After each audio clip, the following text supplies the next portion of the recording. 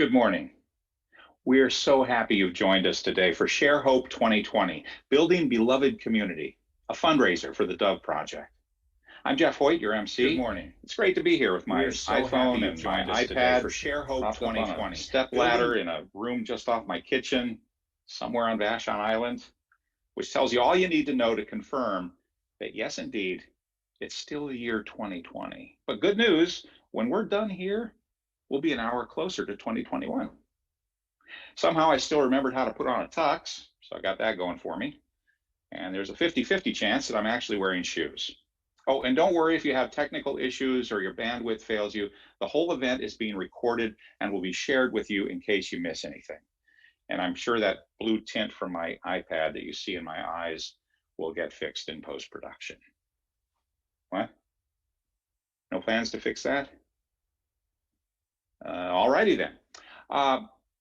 The Dove Project is a vital part of our community, and it is so gratifying to be here with all of you today to honor and support their work. You may know that Dove provides advocacy to survivors of abuse and sexual assault. This work is critical. You may not know that Dove also works in prevention of violence and abuse.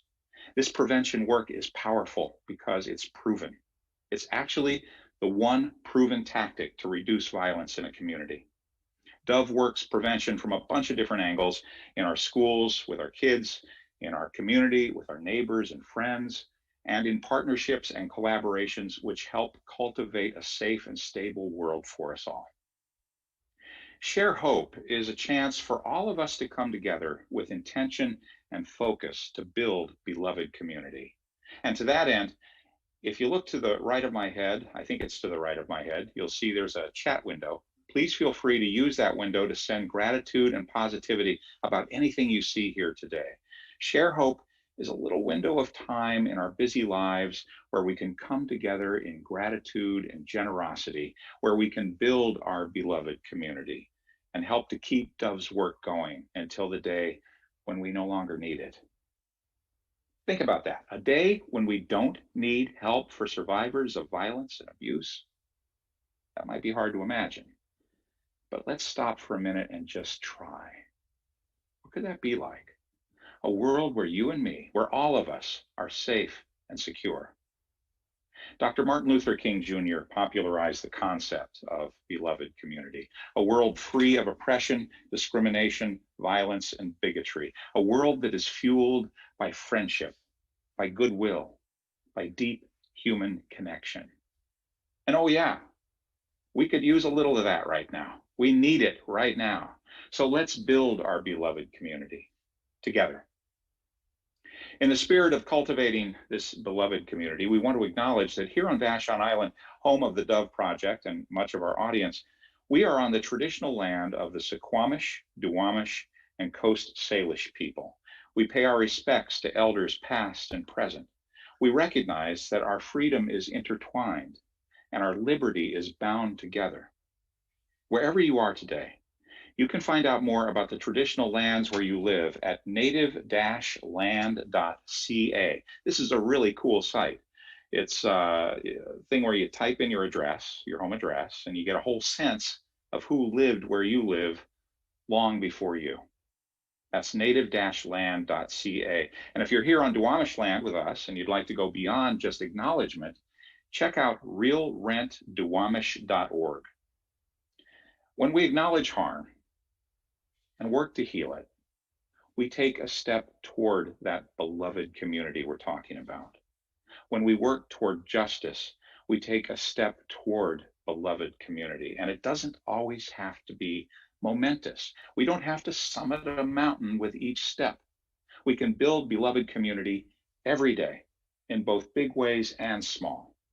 Sometimes it's the littlest thing that can make a huge difference in someone's life.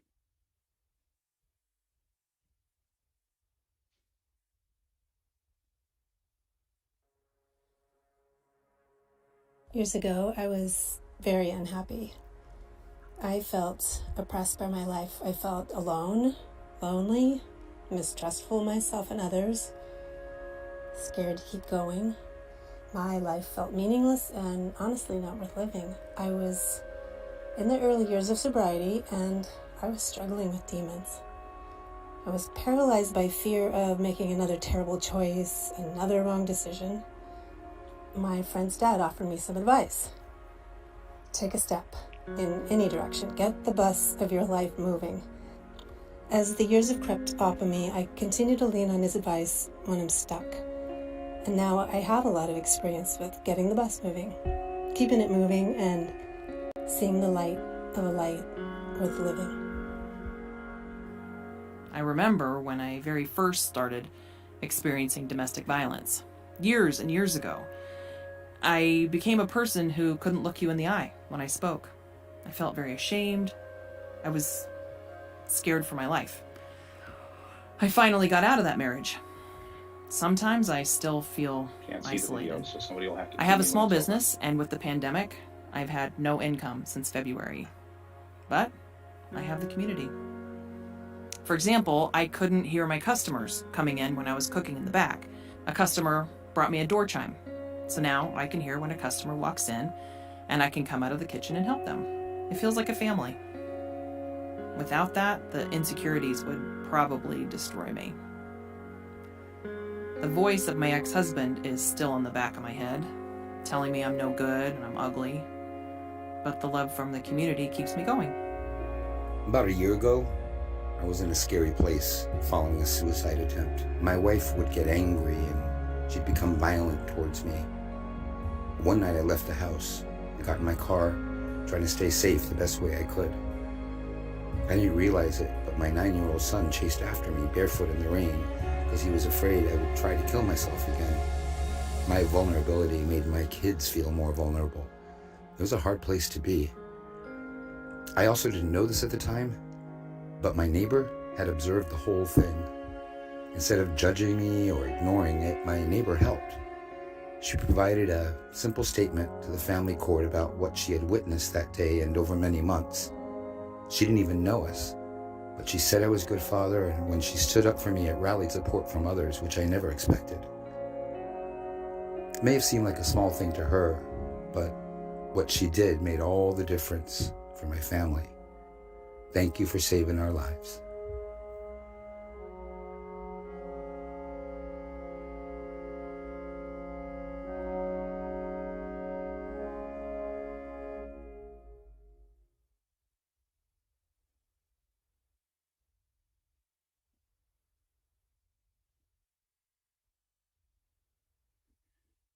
Thanks.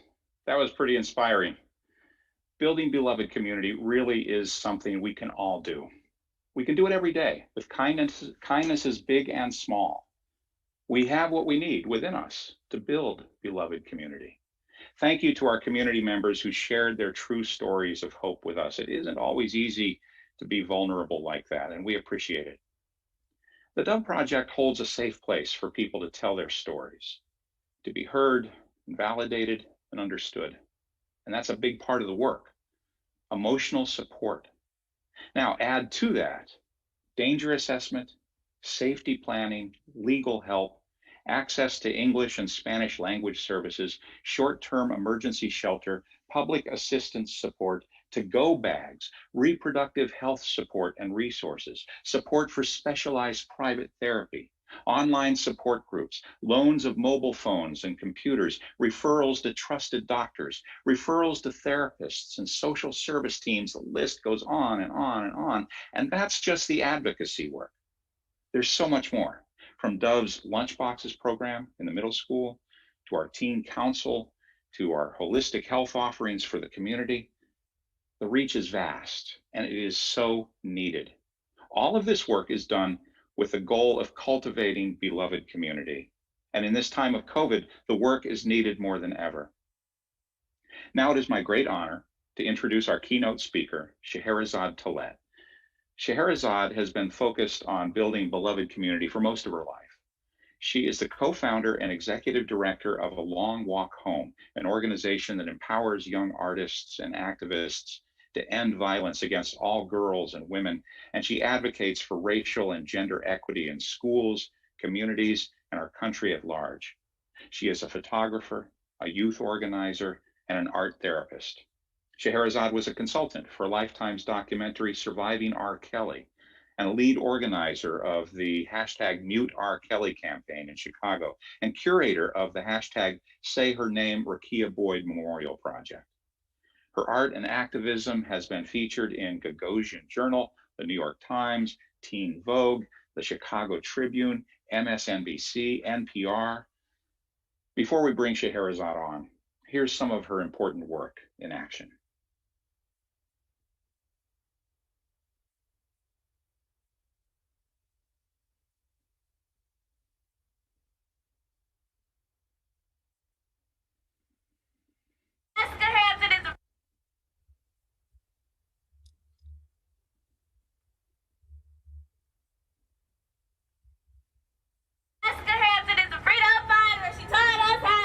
Say what? We gon' fight our day and night until we get it right. Say what? What's that I want, my people? What's that I want? We on the freedom side. What's that I want, my people? What's that I want? We on the freedom side. When we heard the story about Jessica Hampton this summer, July 23rd, a mother of 6 who was killed by her boyfriend on the Red Line, as bystanders watched, and her last words being, "Please help me." There is something that, that should have never ever happened, and it just gave me chills as even repeating that out loud, that was her last words, but no one intervened. And I knew from that moment that we had to do something about that. Jessica Hampton! Say her name! Jessica Hampton! Say her name! Jessica Hampton! Say her name! Jessica Hampton! Say her name! Jessica Hampton! Say her name! Jessica Hampton! Say her name! Jessica Hampton! Say her name! Jessica Hampton! Say her name! Jessica Hampton! Say her name! Everybody that heard the story about my sister, that is not the story. That's not my sister. My sister, she was caring, she loved, she got a lot of people that love her. She was out with fun, funny, whatever. I mean, if you were mad, she put a smile on your face. Who has the power to stop domestic violence and sexual assault? Who's going to do it? Law enforcement can't do it. We cannot depend on them. So we got to depend on each other. Me, you, all of us in here, we stop domestic violence and sexual assault. We stand up. We speak up. We break the silence. Who had the power to save Jessica Hampton? Who had the power? We were supposed to save Jessica. Period.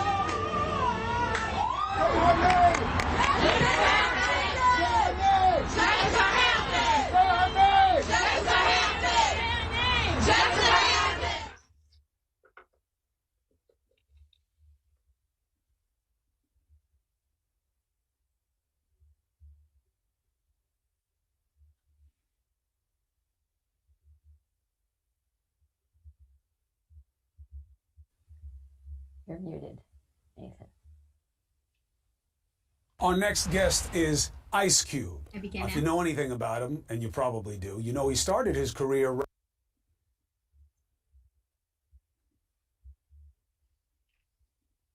Say Her name, Jessica Hampton. Say her name, Jessica Hampton. Say her name, Jessica Hampton.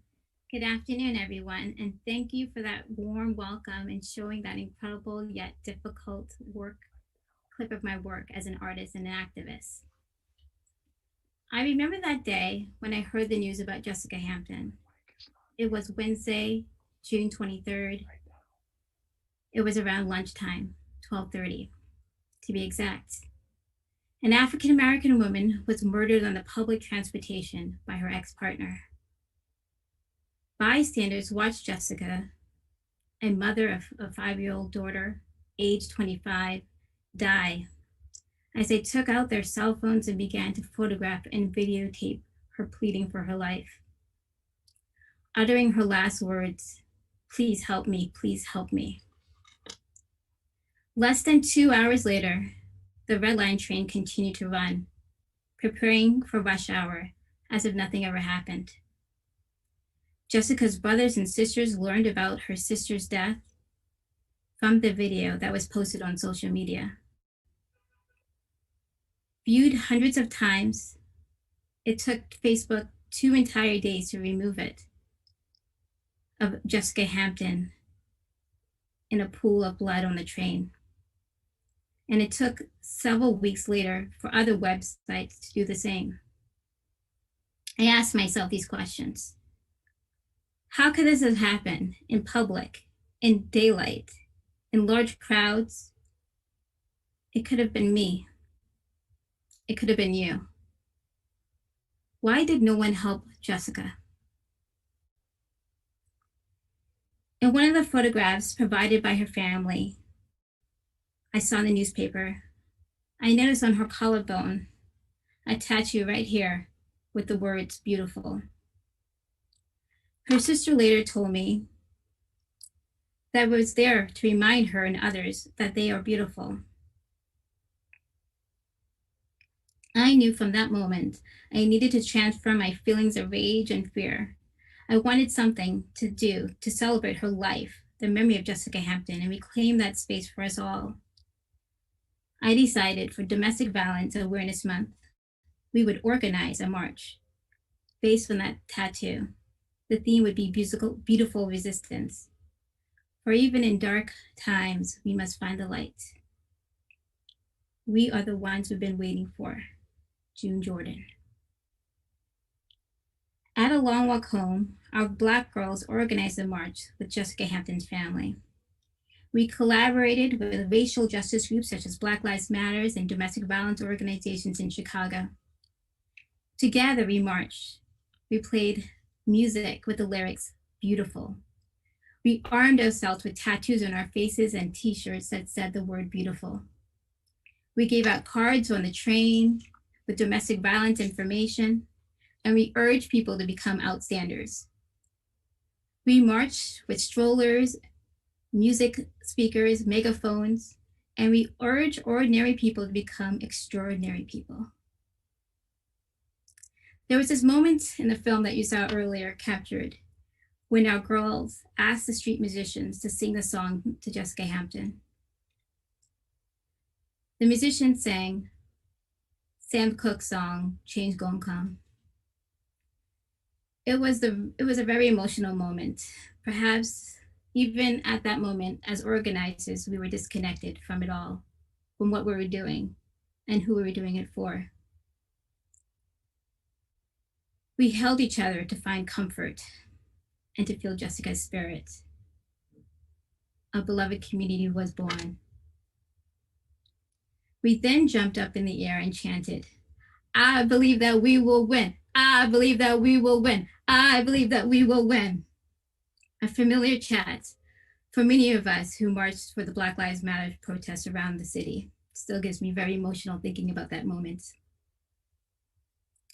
Giving us hope and energy to continue the fight for the long haul. Weeks after that march, after the megaphones were put down, after the chants faded, after the balloons were released in the air, we asked those who marched for Jessica to help continue to support the families for those who marched for Jessica, to help continue to support the families in months to come. by supporting her with a tombstone for Jessica Hampton's burial site, by providing financial assistance for the families, by providing resources such as counseling, legal advocacy at domestic violence organizations. You see, ordinary people can become extraordinary people. The beginnings. My sister and I grew up in a domestic violence home, which my stepfather was very abusive to my mother for over a decade. As teenagers, we would seek refuge and I would spend endless hours at the library in my family's home, in my friends' family's homes. After numerous attempts, at the age of 15, my mother courageously left my stepfather. See, ordinary people can become extraordinary people. At the age of 17, a senior in high school, I found my purpose. I volunteered at a domestic violence shelter in Newark, New Jersey. Too young to work on the hotline, I provided art lessons for children in the shelter. At the age of 24, my sister, Salamisha Tillett, and I co-founded a national art organization, A Long Walk Home, that empowers young people to end violence against women and girls. Together as sisters and survivors of gender-based violence, we've empowered thousands of people. We're now in this incredible time over the past few months. We've bared witness to the unimaginable. We are the extraordinary people who have become extraordinary people. The COVID pandemic has put a spotlight on numerous ongoing public health crises and injustices in our society, including violence against women and girls. It has been called a pandemic within a pandemic, or intimate terrorism. And as we prepare for the second surge, this remains one of my biggest concerns: domestic violence. At A Long Walk Home, we had to put young people in Airbnbs and assist in rent due to the domestic violence. With schools closed and many Americans laid off or told to work from home or told to work at home, many domestic violence survivors are trapped with their abusers. This isolation only leads to a shattered support network, making it far difficult for survivors to get help that they need. In April, United Nations Secretary General said, "For many women and girls, the threat looms largest where they should be the safest, in their homes." We know that lockdowns and quarantines are essential for suppressing COVID-19, but they can trap women with their abusers. So even before COVID-19, domestic violence was one of the greatest human violations. Domestic violence is a leading cause of death amongst African American women and Indigenous women and girls.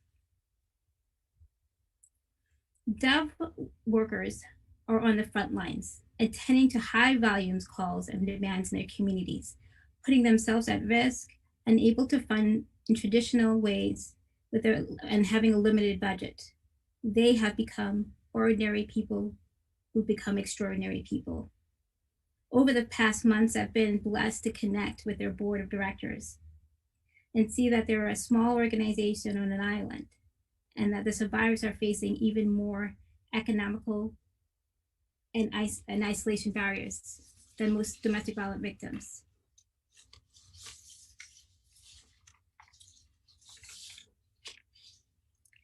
I want to end here with my dear friend, Trina Green Brown, a founder of Parent Liberation and a fellow movement maker.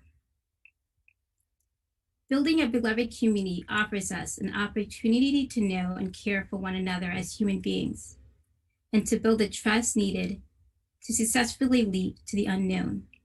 And from there, great change is possible. It will take us all to end violence against women and girls. We need you to be extraordinary now, for we are the ones we've been waiting for. Thank you. Scheherazade, thank you. And I timed your talk, and it did not take 1001 nights. Honestly, though, your words and your life's work are truly inspiring, and this is what we mean when we talk about sharing hope. So again, Scheherazade, thank you.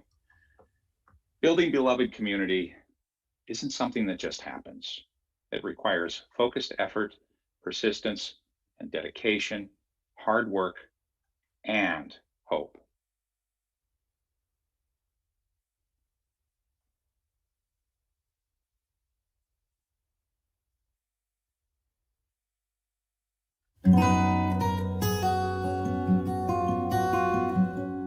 The Dove Project builds beloved community. Dove is a catalyst for social change, fostering zero tolerance for interpersonal violence. We do this by providing individualized support to empower survivors and through cultivating focused prevention education that inspires community action. So, how does Dove put all this into action? Well, we do it with 3 pillars. The first pillar is advocacy. The model for survivor advocacy at Dove is empowerment-based advocacy. This means that the survivor is at the heart and center of their own experience, and they lead us to support them on their journey to healing and beyond. People come to Dove surviving complex situations, and we offer an accessible ear and informed resources. Advocates stand with survivors. Advocates highlight the survivor's voice. Slowly, over time, or even sometimes during the first meeting with a Dove advocate, survivors of domestic violence begin to be seen, heard, validated, and believed. This is everything. Dove's legal advocacy serves to join survivors through their court proceedings and navigating the process. We help them with exploring civil legal aid for representation and assisting with filing protection orders. Safety belongs to everyone. To know that they have someone there by their side who will be there no matter what the outcomes are of the case, our advocates are there for their survivor. This concept is at the core of our advocacy at Dove. Advocacy enhances the safety and well-being of people affected by violence. Survivors who receive advocacy report enhanced mental and physical well-being. They strengthen their social support networks. They have increased access to vital community services, and they have a reduced risk of experiencing future abuse. It works. Advocacy works. The second of our 3 pillars is community engagement. Dove believes that everyone deserves to feel safe in our community, in their relationships, and we're always working to evolve our offerings so that we're meeting the needs of our whole community. In the last few years, we have worked very hard to build deep relationships and trust with collaborators in the Latinx community, with our seniors, with the LGBTQ+ community, and with people of color on the island, so that we're really meeting the needs of everyone. Dove's community engagement work cultivates beloved community by building on individual relationships and fostering human connection, like delivering care cupcakes to our frontline workers in our community. On a larger scale, Dove has mobilized around collective care with other island agencies to provide mutual aid to support the health and well-being of all of our neighbors through Vashon Be Prepared. Listening, establishing trust, collaborating, and sharing with one another brings us to a place where we can move forward together as a community. Dove's collaboration on these efforts helps support a beloved community that cares for all. Partnerships work. Every single day, our reach gets further and further and further into the community through those partnerships. Our third pillar is prevention education. We do so many really amazing programs with our youth and with the island at large. We have, for example, our Athletes as Leaders program. We have our lunch boxes, that is a middle school program we do. We have coaching boys into men in our athletic teams. So many impressive and really effective projects. Teen Council works to cultivate beloved community by seeking out opportunities to educate young people about human sexuality and healthy decision making. Teen Council inspires teens to use their voices to advocate for just and humane policies within their communities. The more young people feel safe and supported, the more space they will have in their own lives to support others and help them feel safe. All of these three pillars, this is the way we build beloved community every single day. We can only do all of this with your help. We do it because of you and for you and with you. So let's build it. This beloved community. We need it now. Let's build it together.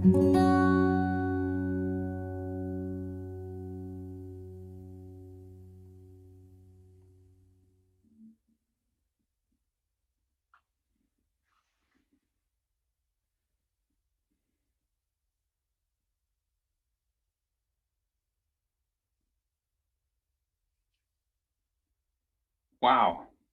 Thank you, Dove. We all knew your work was important, but I gotta say, I really didn't know how much you all do. It's kind of awesome. And I suspect we're all feeling that right now, along with a whole lot of gratitude. A little backstory for you. Dove was founded in 2011 and officially became a 501c3 in 2013. Dove fills a unique need in a unique place. Vashon Island is small, only 37 square miles, about the size of Manhattan, although we only have 10 or 11,000 people. We're a rural island in Puget Sound, just west of Seattle, a ferry ride away from the mainland, no bridges. And even though we are just a 15-minute boat ride from Seattle or Tacoma, being on an island with no bridges leaves us fairly isolated. Up until 2008, our island had no local support for survivors of abuse. Our only option was the Domestic Abuse Women's Network, which meant a ferry ride to Seattle. And yeah, it's a short ride, but you throw in the ferry lines, the traffic in the city, just the expense of a ferry ride, and that just makes the whole process of seeking support fairly challenging. And if you're relying on public transportation, that's easily a full day affair, and that just isn't reasonable. If you have to work, if you have a partner who controls your time or finances, help can get beyond your reach pretty quickly. In 2010, a Seattle anthropologist conducted a critical context survey to determine the most pressing social problems on our little island. Domestic violence came in at number 2. A task force consisting of King County service providers gathering data regarding DV on Vashon, and they found the number of survivors accessing services had dropped from 65 per year during a short window when we had local services to just 12 per year in 2010 when no local services were available. The task force findings and the survey results acted as a catalyst, and Dove was born. What started out as a tote bag full of files and a flip phone has grown in a way no one could have anticipated. In 2013, the year we received our 501c3 status, we supported 43 people. In 2016, we supported 500 people. In 2019, Dove provided advocacy to 561 individuals, 561 neighbors, 561 friends. So far in 2020, we are on track to exceed that number significantly, including increasing service numbers for teens, seniors, and those who identify as LGBTQ+. Interpersonal violence can affect anyone, no matter their age, race, class, gender, or sexual orientation. And the unfortunate fact is, with a worldwide pandemic, the harm is even greater. COVID has significantly impacted the lives of people living with abuse. Survivors have less freedom, less access to support, and less financial stability. Being in quarantine with a partner who behaves abusively, that's scary. Rates of domestic violence are increasing across the world, and we have seen similar increases in King County and right here on Vashon Island. Our advocates are seeing more survivors than ever before, and unfortunately, the risk factors for lethality have also increased. The Dove advocates have needed to find new and innovative ways to support survivors. They're forced to be very creative right now, adjusting as things are constantly changing. What used to take 1 hour now takes 4, as they strategize how to get people the services they need in a very unstable environment. The National Coalition Against Domestic Violence reports that in Washington state alone, on any given day, over 1,900 survivors seek services, and over 500 are turned away due to lack of resources. Dove works to make sure no one is turned away due to lack of resources here, ever. And all this works. Advocacy works. Prevention education works. And community partnerships work. Dove is building beloved community every single day. It is awe-inspiring and it's energizing. If you feel energized by this, you too can be a part of the work, because beloved community won't happen by accident, but it can happen if we all work together. We need it now. So let's build beloved community together. You knew an ask was coming, right? Well, it's my pleasure to ask you to open your heart and your pocketbook and invite you to join Dove in building beloved community right now. If you just look below our live stream screen, you'll see the link to donate right there. I'd like to ask you to click that link and open a new window on your computer, or pick up your smartphone and go to vashondoveproject.org. On your computer, you'll find the donate button at the top right, I believe. On a smartphone, depending on your browser, the donate button will either be just below the phone number, toward the top, or all the way at the bottom. It's easy, you'll find it. If you're able to donate $5, just $5 today, you will cover a passenger ferry trip for a survivor's medical appointment or court date. Can you give $10? That covers a meal for a survivor fleeing a dangerous home. $30 covers 1 hour of lunch dates with Dove for our middle schoolers. $40 buys a prepaid burner phone for a survivor. Now, what if you want to help long term? Not just today, but you really want to invest in beloved community. Become a monthly sustaining donor. It's easy. You'll never have to think about it again. And you'll know that each month you're making this work possible. That's another option that's open to you. Now, if you have $50 to donate today, that replaces the locks on a survivor's home, or covers 1 hour of legal assistance to help a survivor prepare for court. $100 creates a comprehensive safety plan or supplies a survivor go bag. $200 covers 2 days of rape aggression defense training for a woman or a teen.